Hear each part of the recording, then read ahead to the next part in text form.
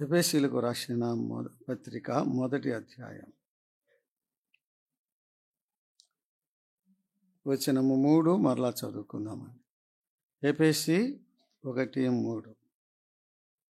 మన ప్రభు అయిన యేసు క్రీస్తు యొక్క తండ్రియగు దేవుడు స్తుతింపబడును గాక. ఆయన క్రీస్తునందు పరలోక విషయములలో ఆత్మ సంబంధమైన ప్రతి ఆశీర్వాదమును మనకు అనుగ్రహించాను. దేవునికి స్తోత్రం చెల్లిస్తున్నాము. దేవుని యొక్క మహాకృపను బట్టి ఈ మధ్యాహ్నం కూడా ఇద్దరు దేవుని దాసుల ద్వారా శ్రేష్టమైన సందేశములు మనం విన్నాం. అందుకు దేవునికి స్తోత్రం చెల్లిస్తున్నాము. శైలసు నన్ను ఇరుకులో పెట్టాడనమాట. ఇప్పుడు ఏంటంటే అందరు వెళ్ళిపోవాలనుకున్న సమయంలో నాకు పెట్టాడు. వెళ్ళిపోవాలి ఇంకెప్పుడు ముగిస్తాడు అనుకునే సమయం అన్నమాట.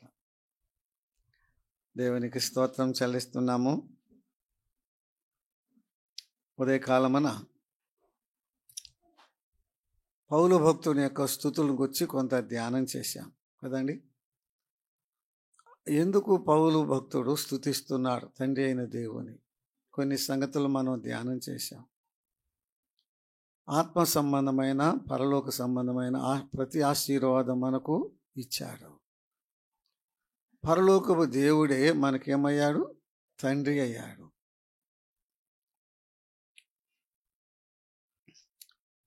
జగత్ పునాది వేయబడక మునిపే ఆయన మనల్ని ఏం చేసుకున్నాడు? యేసు క్రీస్తునందు ఏర్పరచుకున్నాడు. ఆయన రక్తములో మనలను ఏం చేశాడు? విమోచించాడు. ఆఖరిగా మనం ధ్యానం చేశాం. మన పాపములు ఏం చేశాడు? క్షమించాడు. పాప క్షమాపణ చాలా విశేషమైన అంశం. యేసు క్రీస్తు ప్రభు నిన్ను నన్ను క్షమించని ఎడల ఇక్కడ ఉండేవాళ్ళం కాదు. ఏమయ్యేదో ఎట్లా ఉండేదో. ఆయన యొద్ద క్షమాపణ దొరికిద్దని కీర్తనకారుడు చెప్పిన మాటలు. ఈ సమయమున చూడండి 13వ వచనం అండి. 13వ వచనం లేకపోతే 14వ వచనం. 13. మీరును సత్యవాక్యమును అనగా మీ రక్షణ సువార్తను విని క్రీస్తునందు విశ్వాసం ఉంచి వాగ్దానము చేయబడిన ఆత్మ చేత ముద్రింపబడితిరి. దేవునికి అంటే తండ్రి అయిన దేవునికి ఎందుకు స్తుతులు చెల్లిస్తున్నాం? కొన్ని సంగతులు మనం ధ్యానం చేశాం. ఇప్పుడు మరొక అంశం ఏంటి? దేవుడు తన ఆత్మ చేత మనల్ని ఏం చేశాడు? ముద్రించాడు. దేవునికి స్తోత్రం చెల్లిస్తున్నాం. అందుకు దేవునికి మనము కృతజ్ఞతాస్తుతులు చెల్లించబద్దులమైనాం. దేవుడు ముద్రించాడు మనల్ని తన ఆత్మ చేత. ముద్ర, ఆయన ముద్ర మన పైన ఉన్నది. దాన్ని ఎలా మనకు అర్థమయ్యేటట్టుగా చెప్పుకోవాలి? మా చిన్నతనంలో మాది పల్లెటూరే. చాలా పశువులు ఉండేవి మా ఊర్లో. చాలా అంటే వందలు కాదు, ఏళ్ళు ఉండేవి. 60 ఏళ్ల క్రితం సంగతి నేను చెప్తుంది, ఇప్పుడు కాదు. చాలా పశువులు ఉండే, గేదెలు ఉండే, ఎద్దులు ఉండే, దూడలు ఉండే, కోడలు ఉండే, దున్నపోతులు అన్నీ ఉండేవి. ఒక్కొక్క రైతు ఇంట్లోనే 20-30 కూడా ఉండేవి. మధ్యాహ్నం సమయం ఏం చేస్తారు? తోలుకెళ్తారు కదా. తోలుకెళ్తారు, మేపుకొస్తారు, తీసుకొస్తారు. అన్ని వందల్లో ఎవరిదేని ఎట్ట తెలిసిద్ది? ఎవరికి ఎట్ట తెలిసిద్ది?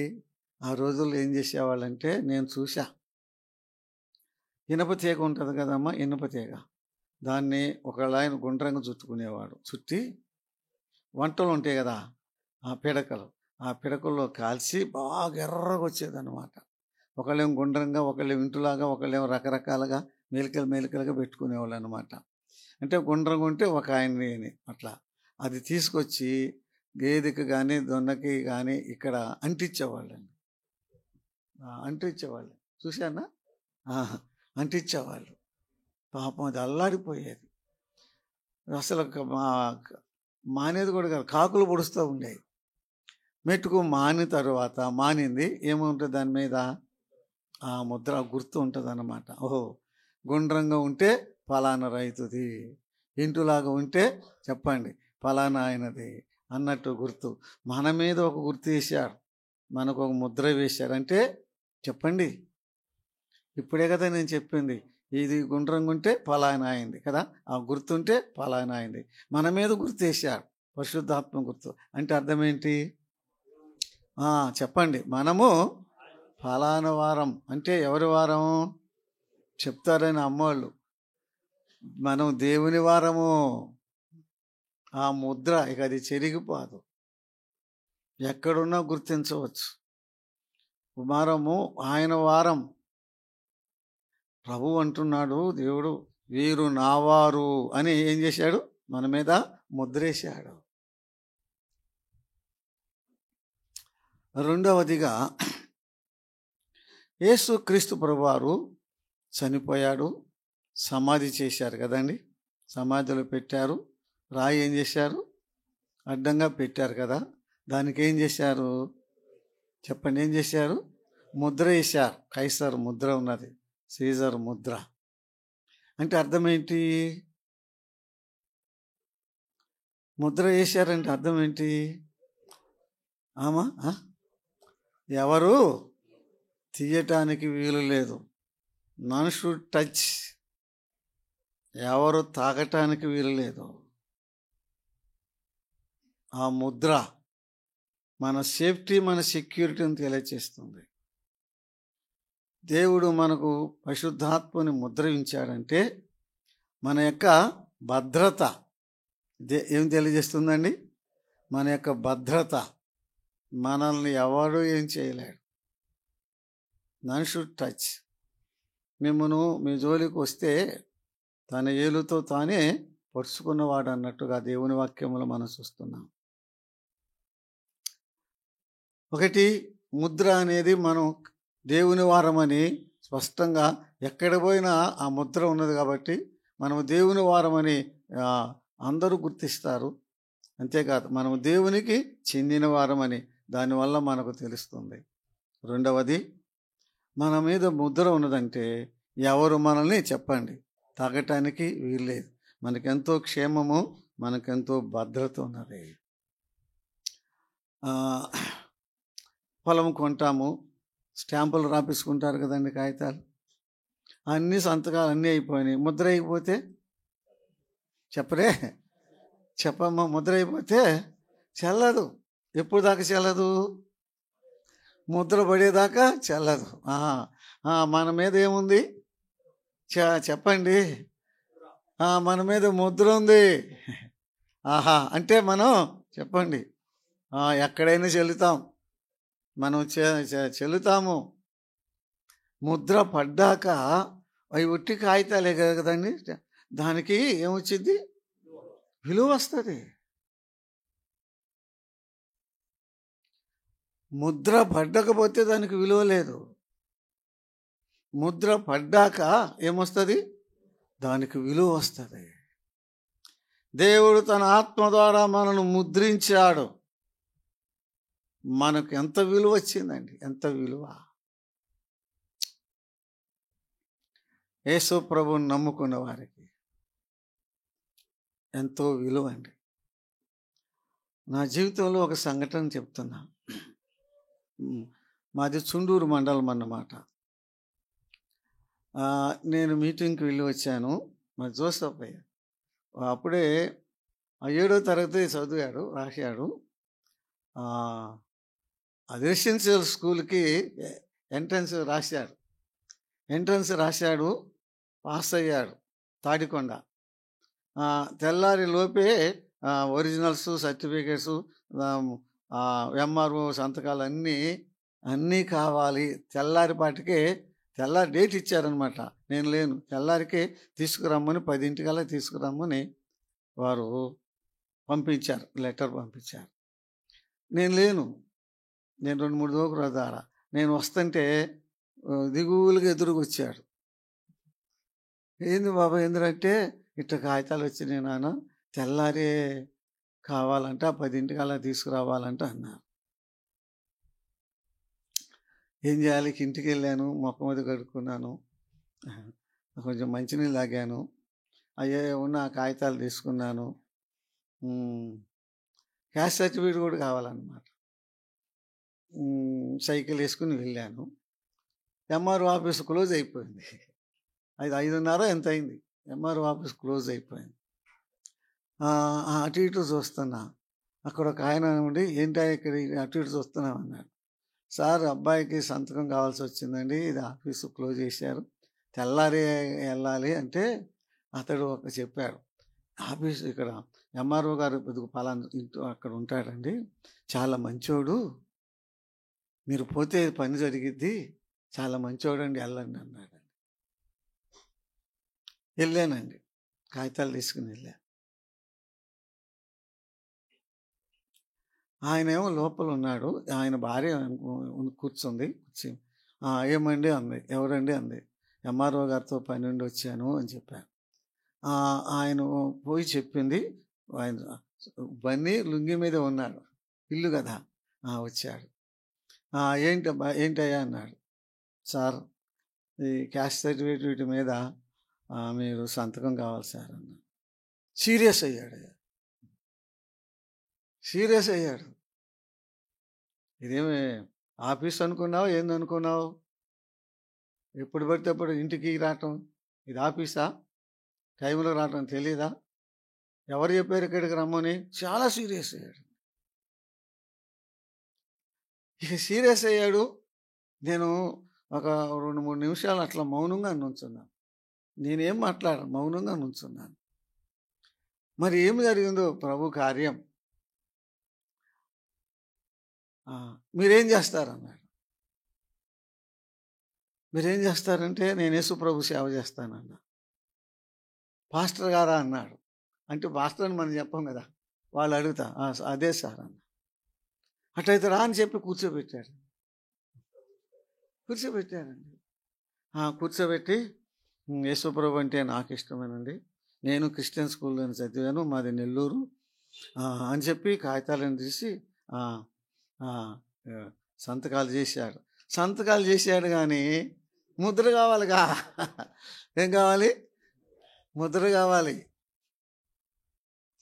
ఫీని పిలిపించి ఈ కాగితాలు ఇచ్చి స్టాంప్ వేసుకుని తీసుకురా అన్నాడు. పోయాడు, తీసుకొచ్చి స్టాంప్ వేసి తీసుకొచ్చి వారికి ఇస్తే ఆయన నాకు ఇచ్చారు. థ్యాంక్ యూ సార్ అన్న. ఎక్కడుంది విలువ అమ్మా? ఆయన ముద్ర మనకు ఉండే వరకు ఏమైంది? మనకేముంది చెప్పండి? విలువ ఉన్నది. దేవుని ఆత్మచేత మనను ముద్రించాడు. మనము దేవుని వారము అనే గుర్తింపు వచ్చింది. మనము ముద్రించాడు, మనకు భద్రత ఉన్నది. మనం ముద్రించాడు, మనకేమొచ్చింది? విలువ వచ్చింది. ఒక లెటర్ రాశాం, పోస్ట్ బాక్సులు వేసాం. ఆయన పోస్ట్ మ్యాన్ తీసుకుంటాడు. ఏం చేస్తాడు దానికి? చెప్పరేమ్మా, ఏం చేస్తాడు? ముద్ర అయిపోతే చెప్పరేయ్యా, ముద్ర అయిపోతే చేరదు అక్కడికి కదండి, ఎక్కడికి వెళ్ళాలో చేరదు. ముద్ర వేస్తే స్టాంప్ వేస్తాడు కదా ముద్ర. మన మీద ముద్ర వేసాడు. ముద్ర వేస్తే ఉత్తరం ఏమైంది? చెప్పరేయ్యా, చేరవలసిన స్థానానికి చేరిద్ది. మన మీద దేవుడు తన ఆత్మచేత ముద్రించాడంటే, అరే ఆ మాటే చెప్పండి. మనము చేరవలసిన స్థానానికి చెప్పండి, గ్యారెంటీగా చేరతాం. ఎక్కడికి? తండ్రి ఇంటికి చేరతాం, పరలోకానికి వెళ్తాం, తండ్రి ఇంటికి వెళ్తాం. దానికి గ్యారెంటీ ఏంటి? ఆయన మన మీద ఏం చేశాడు? తన ఆత్మచేత ముద్రించాడు. అందుకు తండ్రి అయిన దేవునికి యేసుక్రీస్తు ద్వారా కృతజ్ఞతాస్తుతులు చెల్లిస్తున్నాం అని పౌలు భక్తుడు తెలియచేస్తున్నాడండి. 2వ అధ్యాయము 1వ వచనం చదువుకుందాం. మీ అపరాధముల చేతను పాపముల చేతను మీరును చచ్చిన వారై ఉండగా ఆయన మిమ్మును క్రీస్తుతో కూడా బ్రతికించెను. క్రీస్తుతో కూడా బ్రతికించెను అంటే క్రీస్తు ప్రభు కూడా చనిపోయాడన్నమాట. మనము మన అపరాధాల చేత చచ్చాము. యేసు ప్రభు వారు మన పాపాల కొరకు చనిపోయాడు. ఆయన పాపాలు చేసి కాదు. ఇప్పుడే ప్రియుడు చెప్పాడు, ఆయన దేవుని యందు ఆయన తన బలాతిశయం చేత క్రీస్తును మృతుల నుండి లేపాడు. ఇక్కడ అపరాధాల చేత పాపాలు చేస్తా చచ్చిన మనల్ని కూడా క్రీస్తుతో పాటు అదే బలాతిశయం చేత మనల్ని కూడా ఏం చేశాడు? బ్రతికించాడు. చాలా విశేషమైన వచనం అండి అది. ఒక ఆత్మ రక్షించబడాలంటే అది దేవుని కార్యం. ఒక ఆత్మ రక్షించబడాలంటే ఆ యొక్క వ్యక్తి మీద దేవుని యొక్క బలం ఏం చేయాలి? దేవుని బలము ఆ వ్యక్తిలో ఏం చేయాలి? వినియోగించాలి. మన వాక్యాతుర్యం ద్వారా మంచిగా మాటల ద్వారా వాటి ద్వారా వీటి ద్వారా ఒక ఆత్మను కూడా రక్షించలేము. సచ్చిన మనల్ని ఏం చేశాడు? ఆ మాట చెప్పండి చాలండి. ఏం చేశాడు చెప్పండి? బ్రతికించాడు. సచ్చిన వాళ్ళకి ఏం విలువ ఉంది? బ్రతికాం, ఏమైంది? విలువ వచ్చింది. దేవునికి స్తోత్రం చెల్లిస్తున్నాం. సచ్చిన నన్ను బ్రతికించావు ప్రభువా, తండ్రి నీకు స్తోత్రములు. ఎప్పుడైనా చెప్పావా అట్లా?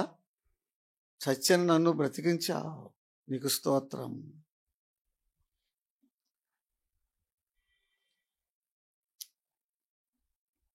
లాజరు చనిపోయాడు కదండి. లాజరు చనిపోయాడు కదమ్మా. యేసు ప్రభువారు రోగం వస్తే కబురు చేశారు, వెంటనే రాలేదు. లాజరు ఏమయ్యాడు? చనిపోయాడు. ప్రభు వచ్చాడు, సమాధి దగ్గరికి వచ్చాడు. ఆ రాయి తీయమంటుంటే మార్త ఏమంది? చెప్పరే ఏమంది? వాసన కొడతాడు ప్రభువా అంది కదా. వాసన కొడతాడు అంది. మనం కూడా ఏమయ్యాం? చెప్పరే చచ్చిపోయి ఏం చేశాం? చచ్చిపోతే ఏమొస్తుంది చెప్పండి? వాసన. మన జీవితాలు చెడు వాసన జీవితాలు, దుర్వాసన జీవితాలు. ఎఫెసీ 5:2 చదువుతాయా? ఎఫెసీ 5:2. క్రీస్తు మిమ్మును ప్రేమించి పరిమళ వాసనగా చేశాడు, అందుకు దేవునికి స్తోత్రం. ఎందుకు? నేను వివరించవలసిన అవసరం లేదు. యేసు ప్రభువును నమ్ముకోకముందు చచ్చిపోయాము అంటే మనలో నుంచి ఏమొస్తుంది? దుర్వాసన. అందరికి అర్థమైన కంపు జీవితం మంది. అందరు ఎవరిదైనా సరే కంపు జీవితం, చెడు వాసనతో కూడిన జీవితం, దుర్వాసన బ్రతుకు మనది. ఆయన క్రీస్తునందు మా క్రీస్తు ప్రభు ఆ యొక్క దుర్వాసన తీసివేసి పరిమళ వాసనగా చేశాడు. పరిమళ వాసనగా చేశాడు. అందుకు దేవునికి స్తోత్రములు చెల్లిస్తున్నాం. ఎఫెసీ పత్రిక 2వ అధ్యాయము వచనము 7 చదువుతున్నానండి. ఎఫెసీ పత్రిక 2వ అధ్యాయము వచనము 7. 2వ అధ్యాయం వచనము 7. క్రీస్తు యేసునందు ఆయనతో కూడా లేపి పరలోకమందు ఆయనతో కూడా కూర్చుండబెట్టెను. చచ్చిన వాళ్ళని బ్రతికించి ఏం చేశాడు? క్రీస్తుతో పాటు ఏం చేశాడు?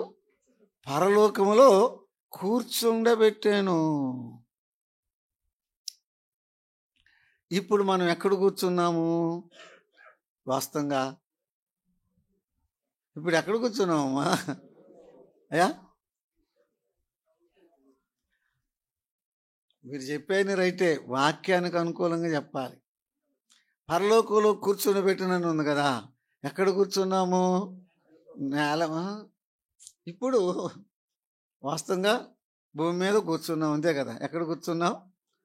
భూమి మీద కూర్చున్నాం. కానీ పౌలు ఏమన్నాడు? పరలోకంలో క్రీస్తుతో పాటు కూర్చుండబెట్టాడన్నాడు. కూర్చుండబెడతాడని కాదండి, కూర్చుండబెట్టాను. కూర్చున్నాం పరలోకంలో.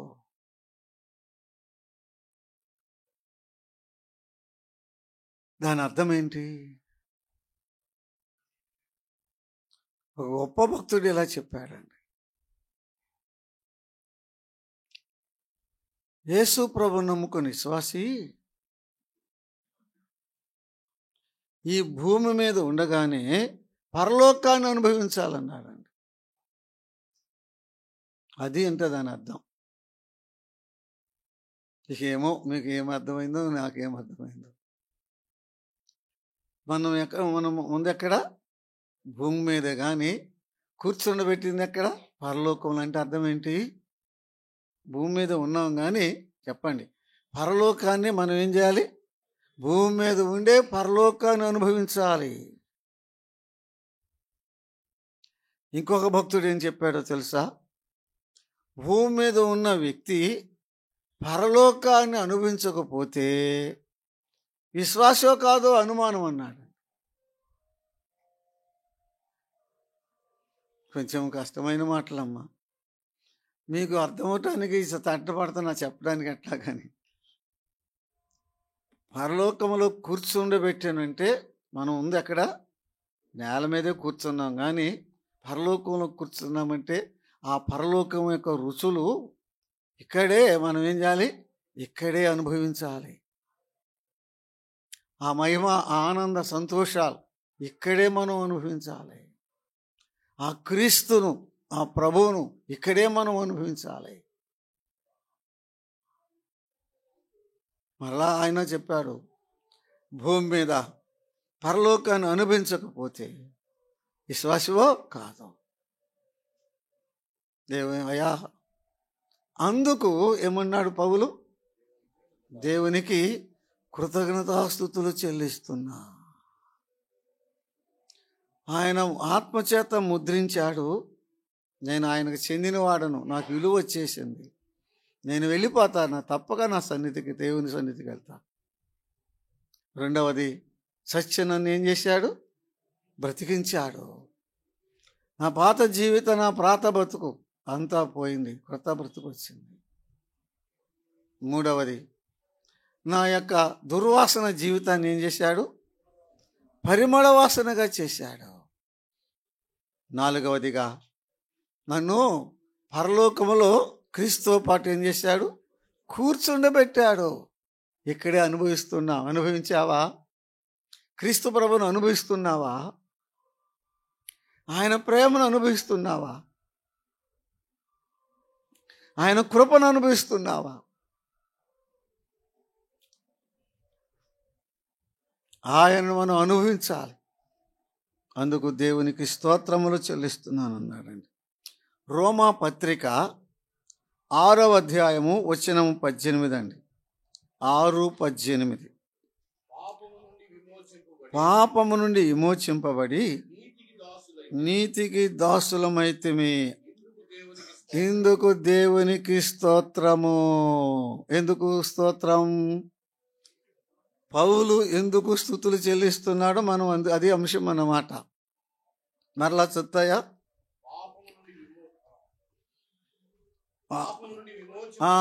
దీనికి సహాయంగా 17వ వచనం కూడా చదువు. చాలు. మనము యేసు ప్రభువును నమ్ముకోకముందు ఎవరం? పాపానికి దాసులం. అంటే పాపము మనకి యజమాని. పాపం ఏది చేయమంటే అది చేశాం, వెళ్ళమంటే వెళ్ళాం, కూర్చోమంటే కూర్చున్నాం, రాంటే రమ్మన్నాం, చెయ్యంటే చేశాం. పాపానికి దాసులమయ్యాం, బానిసలమయ్యాం. పాపదాస్యమును విడిపించి ఇప్పుడు ఏం చేశాడు? నీతికి దాసులముగా చేశాడు. నీతికి దాసులముగా చేశాడు. అందుకు దేవునికి స్తోత్రములు. ఈ యొక్క దేహము, అవయవాలు ఈ మనిషి, ఈ దేహం, ఈ శరీరం ఒకప్పుడు పాపానికి వాడుకున్నాం. పాపం వేలింది, పాపానికి దుర్వినియోగం అయిపోయింది. ఈ దేహం అంతా అన్ని పాపానికే. ఇప్పుడు ఏ దేహం అయితే పాపానికి వాడబడిందో ఇప్పుడు ఆ దేహమే చెప్పండి నీతికి. ఇప్పుడు నీతికి దాసులం. ఒకప్పుడు పాపానికి దాసులం, తర్వాత ఇప్పుడు దేవునికి దాసులం. ఒకప్పుడు చెడుకు దాసులం, ఇప్పుడు మంచికి దాసులం. ఒకప్పుడు ప్రతి నీచత్వానికి దాసులం, ఇప్పుడు నీతికి దాసులం. దాసులుగా చేశాడు యేసయ్య. అందుకు దేవునికి స్తోత్రం చెల్లిస్తున్నాం. రోమపత్రిక 6వ అధ్యాయం ప్రియులు జాన్లీ చెప్పాల్సిందే, వారి చేత చెప్పించుకోండి. దేవునికి స్తోత్రం చెల్లిస్తున్నాం. కొరింథీయులకు రాసిన 2వ పత్రిక 1వ అధ్యాయము 3వ వచనం అండి.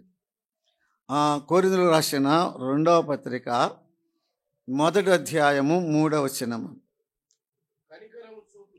కనికరమును చూపు తండ్రి, సమస్తమైన ఆదరణను అనుగ్రహించు దేవుడు,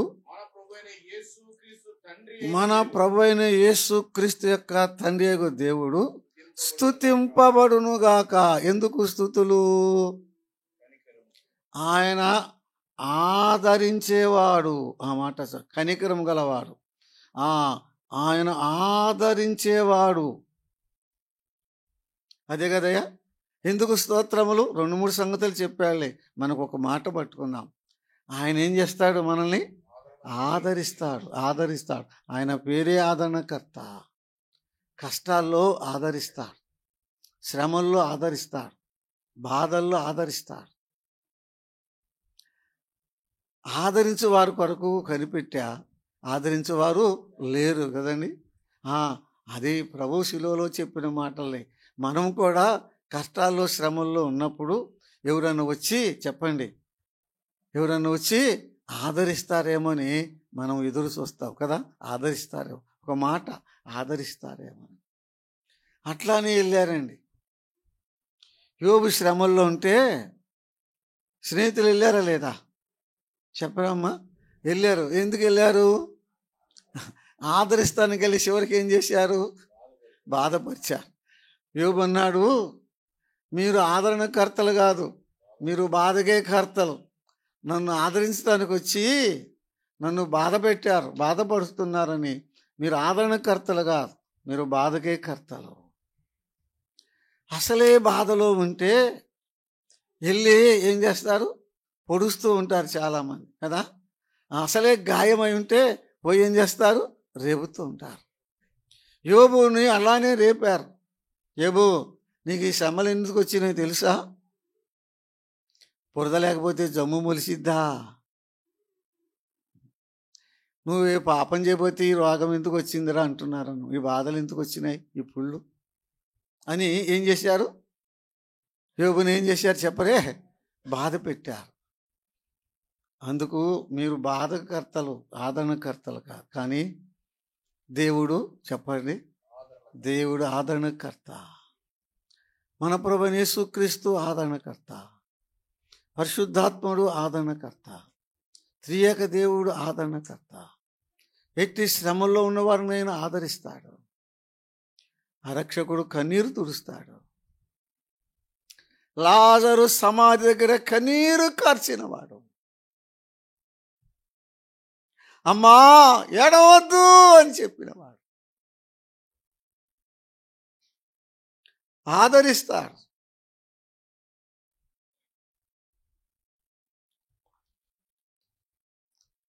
ఆయన నోటి నుండి వచ్చిన దయగల మాటల ద్వారా ఆదరిస్తాడు, తన సేవకుల ద్వారా ఆదరిస్తాడు, తన వాక్యం ద్వారా ఆదరిస్తాడు. పలు విధాలుగా యేసుక్రీస్తు ప్రభు తండ్రి అయిన దేవుడు మనల్ని ఆదరిస్తాడు. ఎవరు ఆదరించకపోయినా చెప్పండి, ఎవరున్నారు మనకి? మనకు ఆదరించే తండ్రి ఉన్నాడు. మనల్ని ఆదరించే తండ్రి ఉన్నాడు. తండ్రిలా తల్లిలా లాలించేవాడు, తండ్రిలా ప్రేమించేవాడు మనకున్నాడు. నేను నిన్ను విడువను ఎడబాయనన్నవాడు ఉన్నాడు. ముదిము వచ్చు వరకు ఎత్తుకునేవాడునన్నాడు. అసలు మేము బ్రతుకుతామనే ఆశే లేదు. కానీ మమ్మల్ని ప్రభు ఆదరించాడు. తీతు రాకడ వలన కూడా మమ్మల్ని ఏం చేశాడు? ఆదరించాడు. అవన్నీ వాక్యములండి. కన్నీరు తుడిచేవాడు మన ప్రభువు, బలపరిచేవాడు మన ప్రభువు, ఎత్తుకునేవాడు మన ప్రభువు, విడిచిపెట్టేవాడు కాదు. ఈ మాట మనసులో పెట్టుకో. శ్రమలు శోధనలు వస్తాయి, రావని చెప్పలేదు. ఆ శ్రమల శోధనలో ఆ ప్రభు నిన్ను నన్ను ఏం చేస్తాడు? ఆదరిస్తాడు. నిన్ను నన్ను నిన్ను నన్ను చెప్పండి విడిచిపెట్టాడు. సమస్తమైన ఆదరణతో ఆదరించు తండ్రి అయిన దేవునికి స్తోత్రములు అంటున్నాడండి. ఆదరిస్తాడు. దాయక పౌలు దాని గురించి చెప్పాడు. మమ్మల్ని ఎందుకు శ్రమలోకి తీసుకెళ్ళాడంటే, ఆ శ్రమానుభవంలోకి ఎందుకు తీసుకెళ్ళాడంటే, ముందు కాలంలో మాలాగా శ్రమ పడేవారిని మేము ఆదరించడానికి మాకు ముందుగా ఈ శ్రమలు తెచ్చాడన్నారు. అవన్నీ మనకు వద్దులే. ఒకే మాట, తండ్రి అయిన దేవుడు ఏం చేస్తాడు చెప్పండి? మనల్ని ఆదరిస్తా. అందుకు చెప్పండి, అందుకు దేవునికి స్తోత్రములు. కొరింథీయులకు రాసిన మొదటి పత్రిక 15వ అధ్యాయము 57వ వచనం. 15వ అధ్యాయము 57వ వచనం. అయినను మన ప్రభు అయిన యేసుక్రీస్తు మూలముగా మనకు జయము అనుగ్రహించుచున్న దేవునికి స్తోత్రము. మనకు జయము అనుగ్రహిస్తున్న దేవునికి స్తోత్రం. ఎందుకు దేవునికి స్తోత్రం? చెప్పే కదా, మనకేమిస్తున్నాడు? విక్టరీ. ఏమిస్తున్నాడు? జయమిస్తున్నాడు. ఆ యొక్క 15వ అధ్యాయము బిలీవర్స్ రిజరెక్షన్ గురించి కదండి, విశ్వాస యొక్క పునరుద్ధానం గురించిన అధ్యాయం అండి. అది one of the greatest chapters in the Bible అంటారు. విశ్వాస పునరుద్ధానం, క్రీస్తు ప్రభు యొక్క పునరుద్ధానం గురించిన సంగతులు అక్కడ ఉన్నాయి. మనమందరం చనిపోయిన తర్వాత మరలా తిరిగి లేస్తాం. ఈ క్షయమైనది అక్షయతను ధరించుకుంటుంది. ఈ మర్త్యమైనది అమర్త్యను ధరించుకుంటుంది. ఈ మట్టిది మహిమను ధరించుకుంటుంది. తిరిగి లేస్తాం. మనం ఏం చేస్తామండి? చనిపోయిన మనం కూడా తిరిగి లేపుతాడు మన ప్రభు. మన ప్రభు లేచాడు, మనల్ని కూడా తిరిగి లేపుతాడు.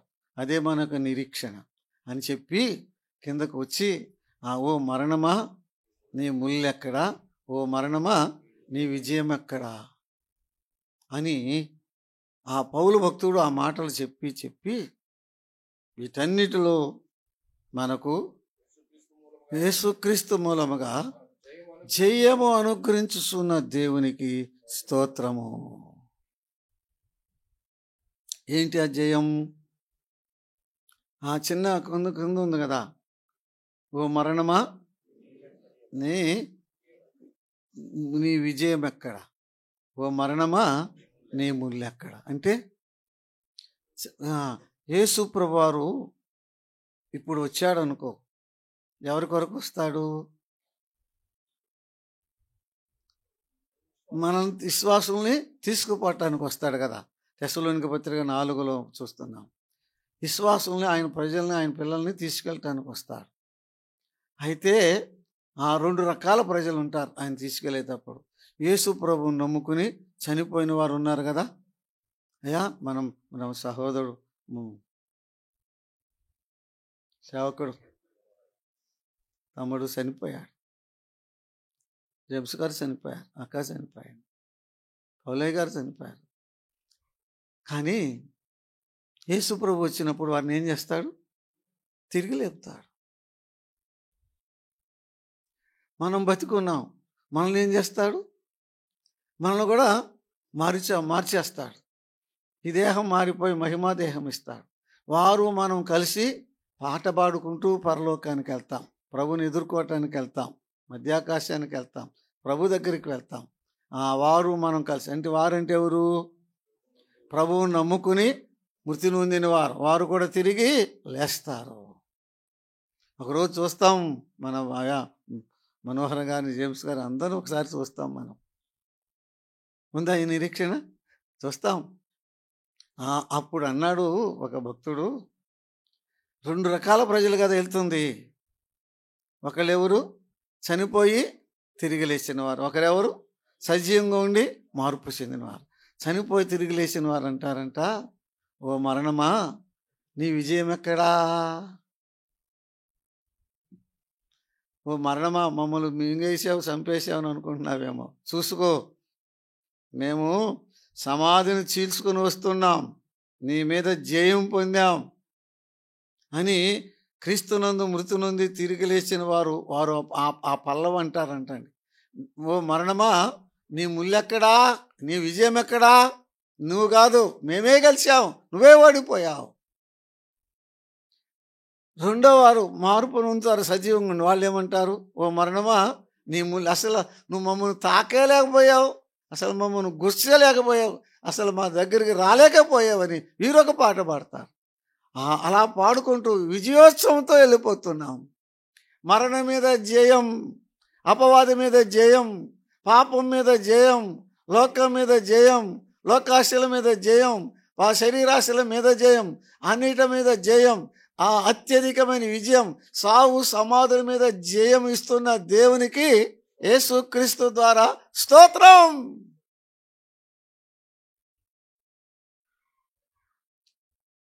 దేవునికి స్తోత్రం బద్దులమై ఉన్నాం. దేవునికి స్తోత్రం చెల్లిస్తున్నాం.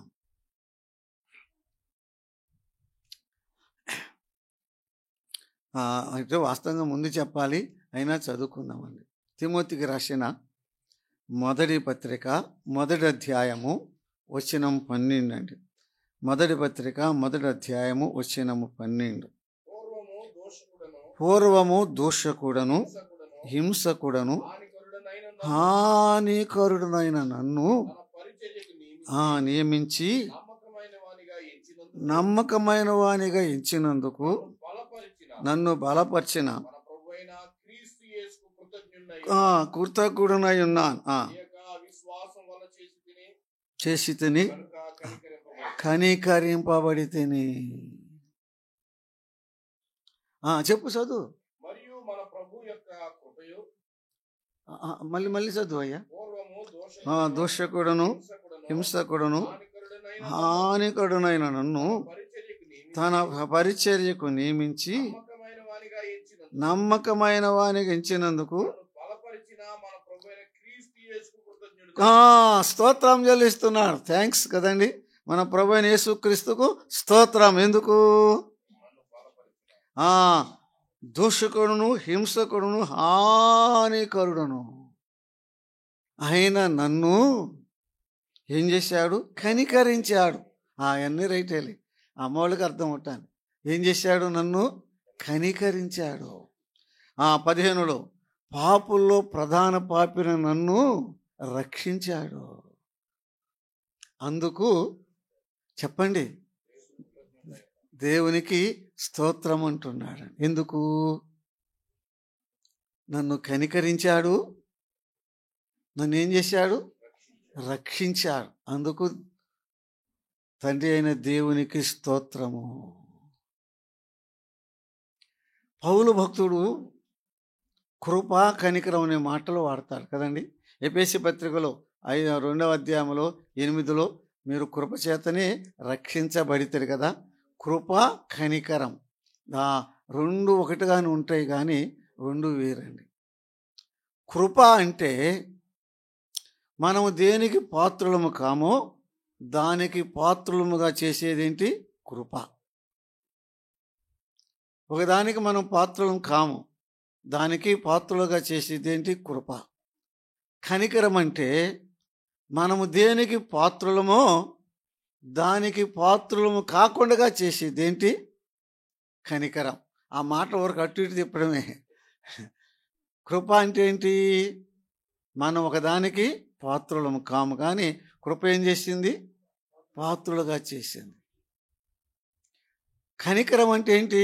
మనం ఒకదానికి పాత్రులం, కానీ దానికి పాత్రమైన మనల్ని పాత్రము కాకుండా చేసింది.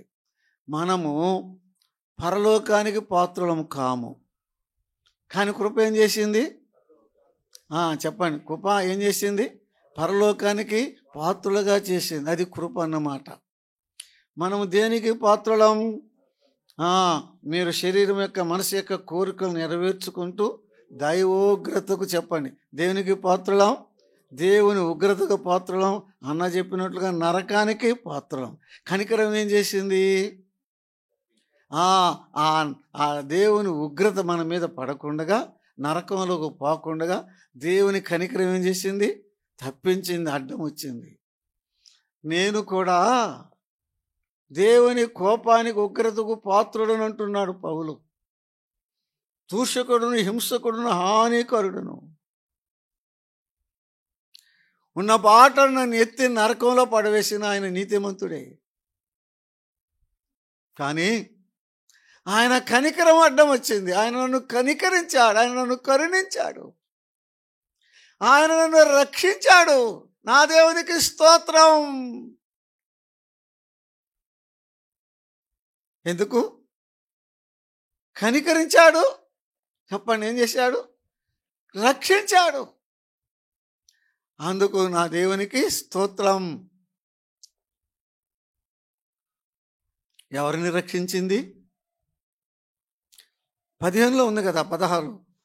అట్టివారిలో 15 ప్రధాన పాప. ఎవరిని రక్షించింది? యేసు ప్రభు. చెప్పండి, పాపులలో, చెప్పండి, పాపులలో ప్రధాన పాపిని రక్షించాడే, మరి నిన్ను నన్ను రక్షించడా?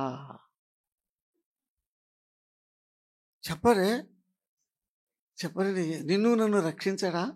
రక్షిస్తాడు. ఇంకా ఈ సమూహంలో రక్షణ లేని వారు ఉన్నారా? యేసయ్య నన్ను రక్షిస్తాడా?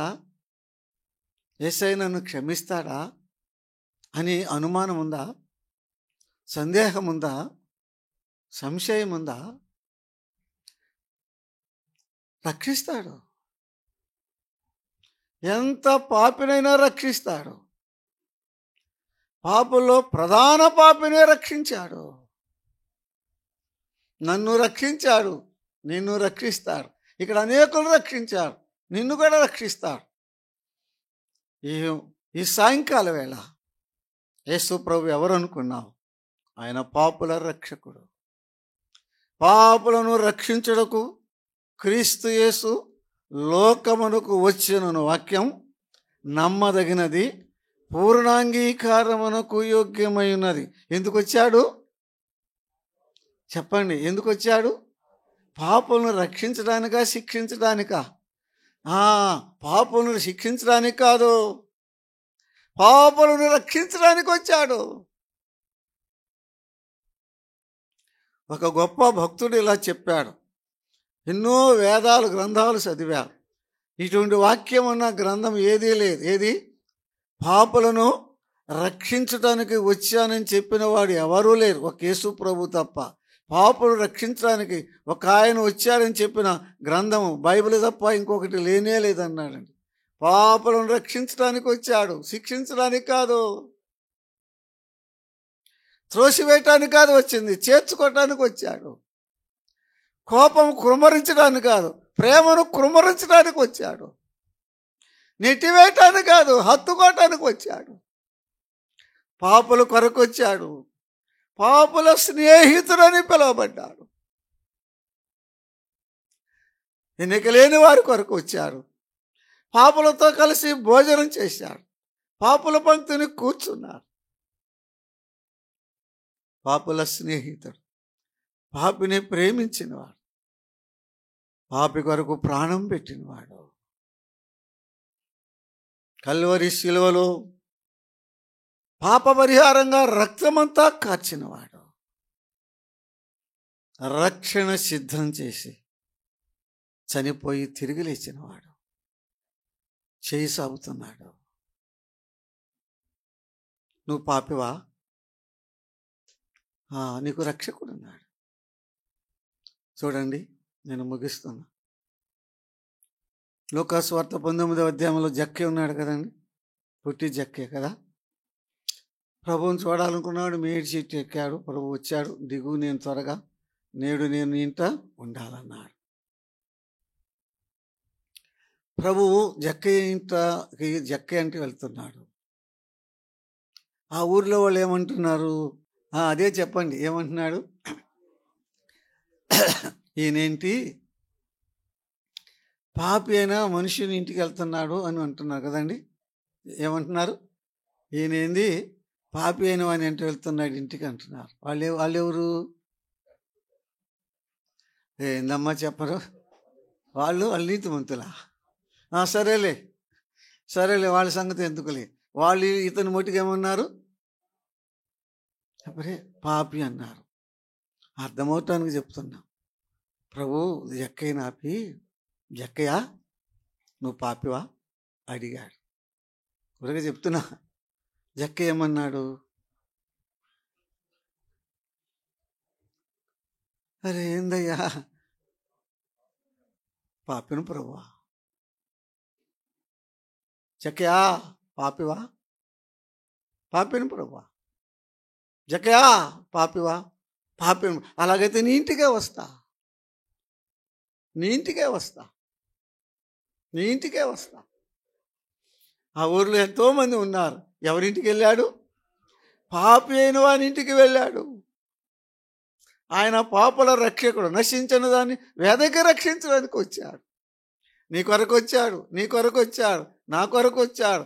పాపులమై, పతనమై, నాశనానికి, నరకానికి, అగ్నికి పరుగు తీస్తుండగా, జీవితాలు చెరిపి వేసుకుని, హృదయంలో నెమ్మది లేక, కుటుంబంలో సమాధానం లేక, దేహంలో ఆరోగ్యం లేక, విలువ లేక, పరువు లేక, గుసగుసలు ఆడుకుంటుంటే తల ఎత్తుకోలేక, తల దించగలేక, నలిగిపోతూ సతమతమవుతూ అగ్నికి జోగుతున్న నిన్ను నన్ను చూసి పరలోకం నుండి వచ్చాడు. పరుగున వచ్చాడు. ప్రాణం పెట్టాడు. మరణమును జయించి తిరిగి లేచాడు. రక్తం కాచి రక్షణ సిద్ధం చేశాడు. చేయి సాగుతున్నాడు. నా కుమారుడా, నా కుమారి, నీ హృదయము నాకు ఇమ్ము. తల వంచండి, ప్రార్థన చేసుకుందాం.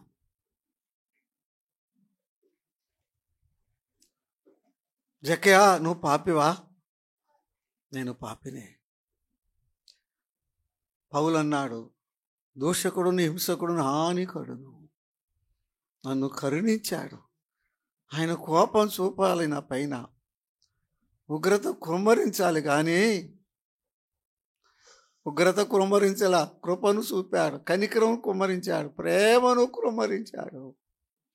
నా కొరకు తన ప్రాణమునే ధారపోశాడు. పాపల్లో ప్రధాన పాపి నన్ను రక్షించాడు. ఈ సమయమున నువ్వు కూడా ప్రభువుని నమ్ముకుంటే, నువ్వెంత పాపివైనా యేసయ్య క్షమిస్తాడు, రక్షిస్తాడు. ఆ ప్రభువును చూడు. ఆ వేలాడుతున్న శిలువ వైపు యేసు ప్రభువును చూడు. ఆ శిరస్సు చూడు, ఆ గాయాలు చూడు, ఆ చేతులు కాళ్ళు చూడు, ఆ ప్రక్క చూడు, ఆ రక్తధారలు చూడు. ఎవరి కొరకు? పాపివైన నీ కొరకు, పాపివైన నా కొరకే. ప్రభువును చూస్తుంటే నీ రాతి గుండె పగలటలేదా? ఆ ప్రభువా, నా కొరక యేసయ్యా, నా కొరక ఈ సిలువ శ్రమ, నా కొరక ఈ సిలువ త్యాగం, ఈ పాపిని ఇంతగా ప్రేమించావా? ఈ సాయంకాల వేళ నేను నిన్ను నమ్ముకుంటా. పాపి నన్ను క్షమించమని చిన్న ప్రార్థన చేసుకో. విరిగి నలిగిన హృదయంతో ప్రార్థన చేసుకో. ప్రభు క్షమిస్తాడు, ప్రభు రక్షిస్తాడు. ఎవరిని? పాపి అయినా నిన్నే.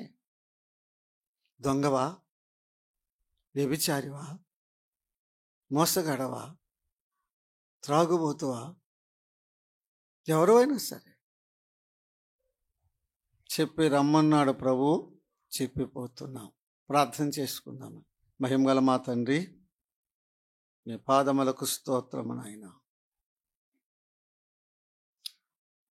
దూషకుడు, హింసకుడు, హానికరుడు, పాపులలో ప్రధాన పాపిని కనికరించావే, రక్షించావే.